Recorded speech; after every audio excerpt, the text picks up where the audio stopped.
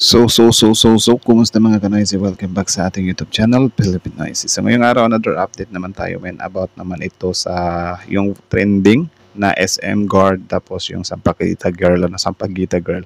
So ang video ito ay mula kay Hot Showbiz. So meron itong pamaganap na anak ni Henry C. nagsalita na sa pangbabastos ng security guard ng SM sa Sampaguita vendor.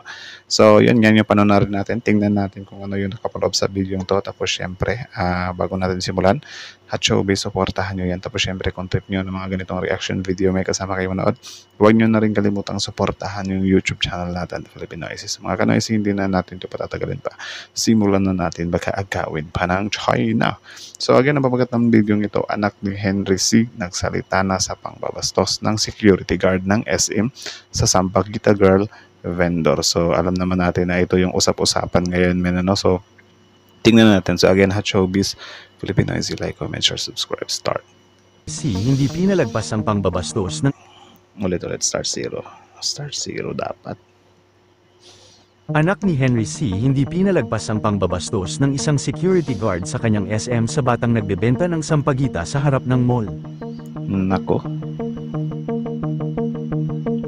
Kinundi na ng publiko ang security guard na nang bastos sa estudyante na babae na nagbebenta ng sampagita sa harap ng SM.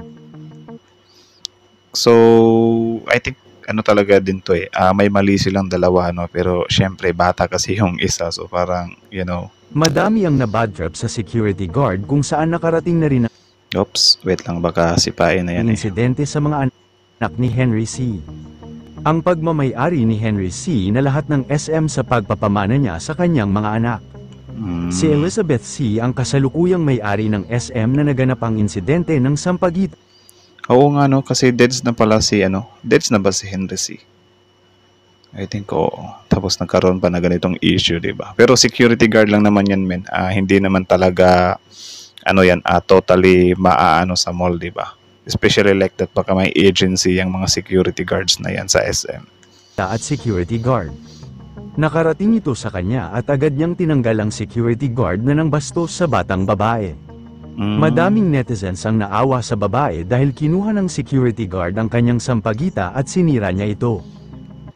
Actually, hati naman talaga to, men. Hati yung opinion ng mga netizens dito, Syempre, mayroon ding nakikisimpatya sa security guard. Especially like that, mayroon din tayong sobrang dami din nating security guard sa bansa, di ba? Tapos, yung mga pamilya pa ng security guards.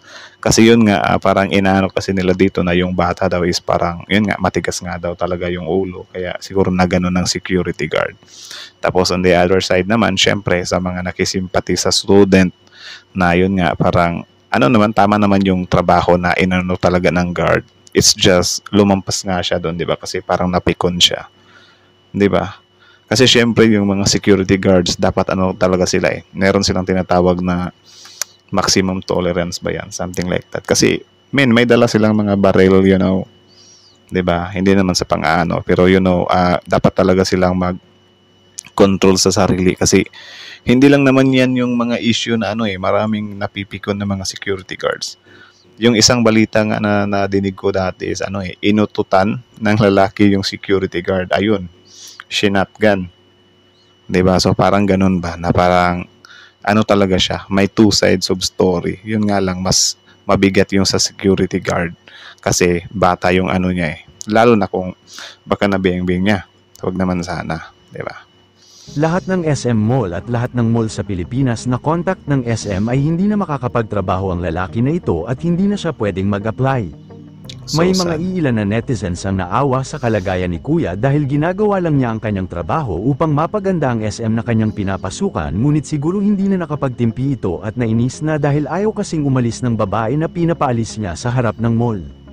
Pero unfair lang tong ganito din kasi yun nga parang yung security guard hindi na sila tinatanggap kapag ganyan. Ewan ko lang kung sa agency mananagot ba siya, like mababan ba siya, something like that. Totally tanggal na ba siya sa serbisyo. Tapos yung mga politiko natin dito na may mga hot temper din, bumabiral pa sa sobrang mga katarayan, tapos wala nandiyan pa rin sa pwesto. 'di ba? So dapat tanggal na rin sila or i-ban sila sa pagtakbo. Lahat ng netizens ay nagagalit sa ginawa ng security guard dahil parang wala raw itong alam sa regulations ng mall na bawal saktan ang kahit sinong tao na nakapaligid sa kanilang pasilidad. Tama. At ang pawang gagawin lang nila ay itama ang lahat at hindi haantong sa pagbubuhatan ng kamay. Sa pagkakaalam ko nga din men, yung mga security guard hindi din sila pwedeng basta-basta na lang silang mangbeng-beng kahit na yun nga positive yung mga mga tao na parang may gagawing masama. Parang need muna nilang yan, pahupain or gawan ng paraan para hindi talaga kumantong sa engkwentro, di ba? Or correct me if I'm wrong na lang din. Hindi man pinagbuhatan ng kamay ng security guard ang babae, ngunit hindi Buti niya na lang. napansin na natadyakan na niya ito. Makikita sa video na nasipa ng security guard ang batang nagbebenta ng sampagita at matapos ito ay hindi na siya tinantana ng babae habang hinahampas sa kanya ang nasirang sampagita. Ano sa tingin mo, sino ang may mali? Doon talaga siya sa tadyak na dali, Kasi kung yung bulaklak naman may nasira, parang pa yun, parang I think, though may yung security guard doon, at least hindi siya gaanong mabigat ba. Pero may tadyak na kasi. Tapos na videohan pa. Tapos sa pagkakaalam ko, December 17 pa ata tong video to, last year pa. In-upload lang daw ngayon. Sa pangyayari na ito, security guard ba o ang babaeng estudyante na nagbebenta ng sampagita? Comment mo sa ibaba ang iyong opinyon. Yun lamang po, ano ang masasabi mo sa balitang ito. Huwag kakalimutan i-like ang video. So yun lang naman. So again, ang video yun ay mula kay Hot Showbiz. Suportahan nyo yan. Tapos syempre, bago nyo iwan yung YouTube channel natin, Pilipino ay like, comment, share, subscribe. So original video link in the description box below. Subscribe nyo rin, Hot Showbiz, diba? So kita nyo naman yun na inaksyonan talaga agad ng SM and tinanggal talaga yung security guard. Yun nga, syempre tayo men is lang naman tayo, di ba? Dito sa mundong ibabaw. Sige, sabihin na natin na tayo. Try natin siyang ilagay sa gitna kasi parang syempre kung makikita kasi natin parang na talaga, hinuhusgahan na talaga to the fullest yung security guard, di ba? Kasi yun nga parang nag-lost siya ng temper. Na parang, walang na security guard, buti nga sa'yo natanggal. Pero yun nga, iisipin natin yung mga family nila, di ba? Or yung familia niya. Sobrang sad din sa part nila doon. Na parang, grabe, mababan ka na sa serbisyo, di ba? So, apektado yung buong pamilya nila. So, dapat ito din maging aral din to sa lahat, na wag tayong wag tayong mag-lose ng temper, especially kapag nasa publiko tayo kasi sobrang na ngayon yung panahon ngayon kapag may mga mangyayari magaganap, yung mga tao sa paligid mo biglang naglalabas ng cellphone yan. Tapos bigla ka pang nahuhusgahan, di ba? Tapos sometimes pa yung mga story pa, yung mga video na nagba-viral, may two sides.